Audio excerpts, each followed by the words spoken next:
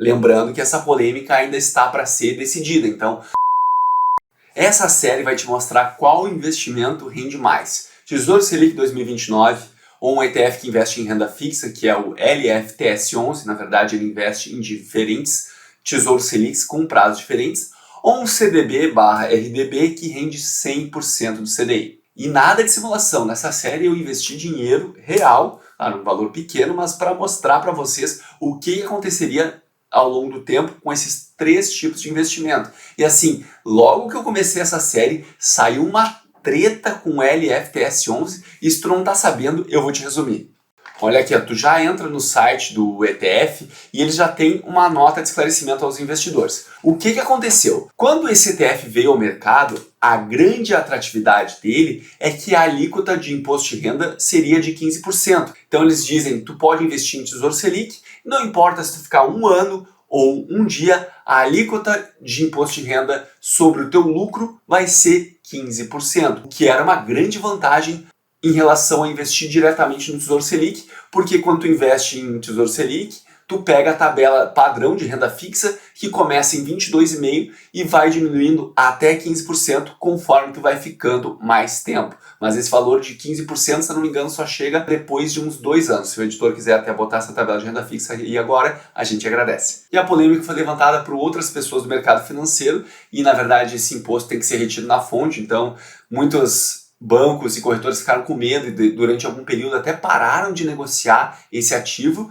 E aí, claro que com todo esse medo no mercado, as cotações dele deram uma caída. Vamos até dar uma olhada aqui no Status Invest, o que aconteceu com as cotações desse investimento que teoricamente só investe em Tesouro Selic. Então o comportamento esperado, ele subiu um pouquinho a cada dia. Para ele ter uma rentabilidade negativa num dia, tem que ser uma coisa muito fora do normal para isso acontecer. E foi mais ou menos isso que aconteceu aqui, ó. Vocês podem ver que ele vai subindo um pouquinho a cada dia. E aí nesse período aqui, teve a polêmica, ele caiu um pouco, mas não foi muito. O que mais aconteceu foi que em alguns locais ele ficou suspenso. Então as pessoas não podiam vender suas cotas. Isso gerou um certo pânico e algumas pessoas saíram vendendo a qualquer preço e podem ter realizado um pouquinho de prejuízo nessa confusão toda. Eu pessoalmente acho que se no final dessa novela toda não ficar resolvido que a alíquota é realmente de 15%, vai ficar muito feio, não só para a empresa, mas para o mercado financeiro como um todo. Porque afinal, saiu no material de divulgação que essa alíquota é 15%. Vamos dizer que o investidor fez o seu papel antes de investir e leu os materiais para se informar sobre no que ele estava investindo. E aí estava uma informação lá que ele não pode confiar, sendo que essa informação passou por diversos órgãos de controle, como a CVM e outros. Então assim, se não for 15%,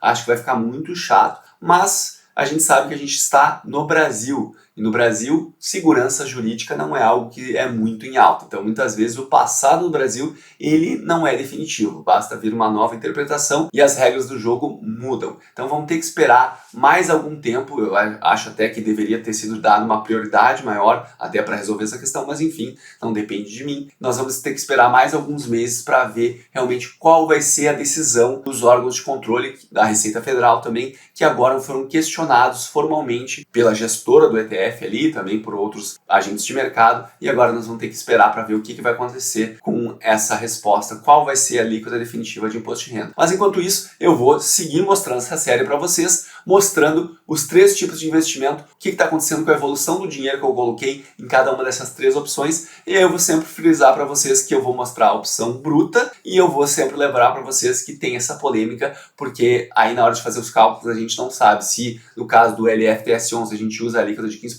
ou vai ter que usar uma outra alíquota para ver qual seria o valor líquido. Vamos começar pelo CDB, na verdade é um RDB, mas para fins de quanto de vai dar de rentabilidade é a mesma coisa. Eu já expliquei isso no vídeo 1 da série, que aliás esse primeiro vídeo dessa série eu já deixei aparecendo no início do vídeo e eu vou deixar aparecendo agora também, caso tu tenha interesse em resgatar um pouco mais do histórico dessa série. Eu expliquei com mais detalhes cada um desses investimentos que eu estou mostrando aqui agora. Eu queria mostrar para vocês a evolução mês a mês, desde julho ali, que foi onde eu fiz o primeiro investimento, até agora o início de outubro. Mas infelizmente o app do Nubank não me permite fazer isso. Ele simplesmente está mostrando, como vocês estão vendo em tela, a posição ali no dia 6 de outubro de 2023. Já no site do Tesouro eu consigo ver a evolução sim. Olha aqui, o valor investido foi 401,30 centavos. e eu consigo ver a evolução desse valor ao longo dos meses. Eu vou mostrar isso num outro gráfico que vai ficar melhor para vocês acompanharem. Mas se eu quisesse saber exatamente em cada data o valor do meu investimento bruto, dá para ver através desse gráfico aqui. E o valor do LFTS 11 eu tirei do próprio relatório mensal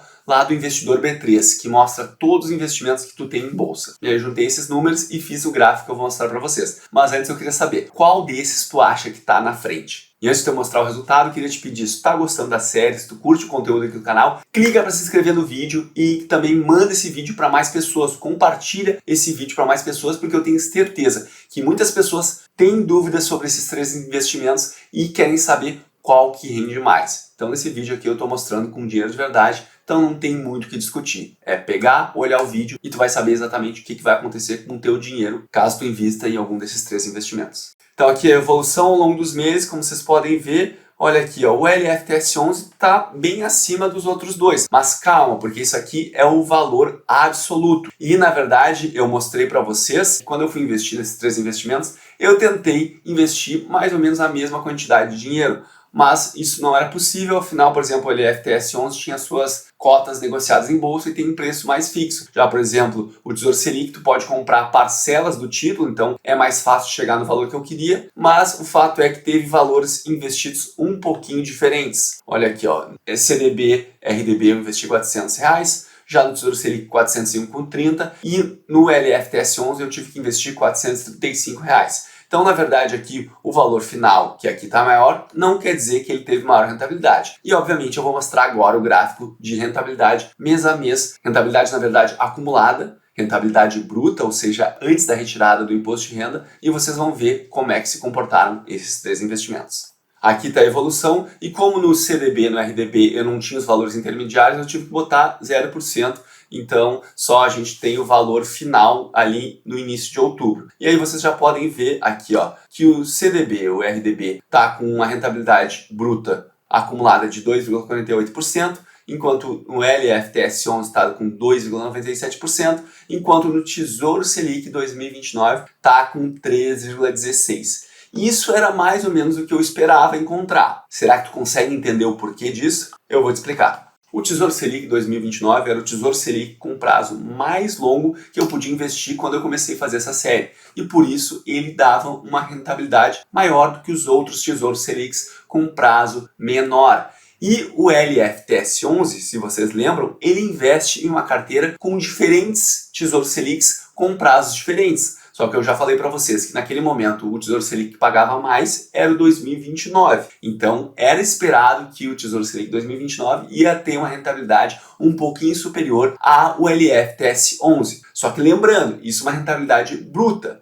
Porque justamente a vantagem de tu investir via LFTS 11 seria a alíquota de imposto de renda, que seria uma alíquota menor, uma alíquota de 15%. Lembrando que essa polêmica ainda está para ser decidida, então a gente não pode saber se vai ser 15% ou não. Mas se fosse 15%, como originalmente tinha sido propagado, olha o que ia acontecer. Então hoje, se a pessoa fosse resgatar o Tesouro Selic 2029, ela ia pagar uma alíquota de 22,5% de imposto de renda sobre o seu lucro, e aí a pessoa ia resgatar R$411,13. Enquanto que no LFTS 11, se a alíquota se confirmar como 15%, a pessoa resgataria R$445,98. Mas claro, já teve a diferença no investimento inicial, então a gente precisa olhar para a rentabilidade líquida. Então vamos olhar isso agora. No Tesouro Selic 2029, aplicando a alíquota que não tem nenhuma discussão, que ela é de 22,5% por causa do prazo, que ainda é muito curto, tu ficaria com uma rentabilidade líquida, ou seja, após o imposto de renda, de 2,45%. Já no LFTS 11, se confirmar a alíquota de 15%, tu ficaria com uma rentabilidade líquida de 2,52%, portanto uma rentabilidade superior ao Tesouro Selic 2029. Foi como eu já falei anteriormente, justamente o pulo do gato está na questão do imposto de renda e essa era a grande atratividade do LFTS 11 que a gente tem que esperar para ver se vai se confirmar ou não. Só que assim, também não deixem o CDB ou o RDB de lado só porque ele ficou na lanterna. A diferença é muito pouca e essa é a parte da tua carteira que não é a que vai te enriquecer. Geralmente tu usa isso para uma reserva de emergência ou para objetivos de muito curto prazo. E justamente a facilidade de investir num CDB de um banco, no RDB de um banco e ter aquele dinheiro caindo na tua conta e quando precisar resgatar, ela é muito grande. O Tesouro Selic, se a gente lembrar o histórico, já teve momentos que as pessoas queriam vender aquele investimento e a plataforma estava suspensa. Eles avisaram que hoje eles fizeram modificações na plataforma e aí que o Tesouro Selic tu poderia vender a qualquer momento e a plataforma nunca mais ficaria com a negociação bloqueada. Porque muitas vezes a plataforma de compra e venda de títulos públicos tem o bloqueio das operações quando tem grande volatilidade no mercado. Mas agora eles disseram que eles mudaram a configuração do sistema deles para fazer que mesmo quando o mercado estiver fechado, para os outros títulos do Tesouro Direto, o Tesouro Selic tu ainda conseguiria comprar e vender. Mas fica a mancha na história que aconteceu isso em algum período de grande volatilidade, as pessoas queriam vender muitas vezes para aproveitar oportunidades na bolsa e não conseguiram. Então, por esse lado, a facilidade de resgatar e de investir o CDB e o RDB, muitas vezes ele pode ganhar nesse ponto, apesar de não ser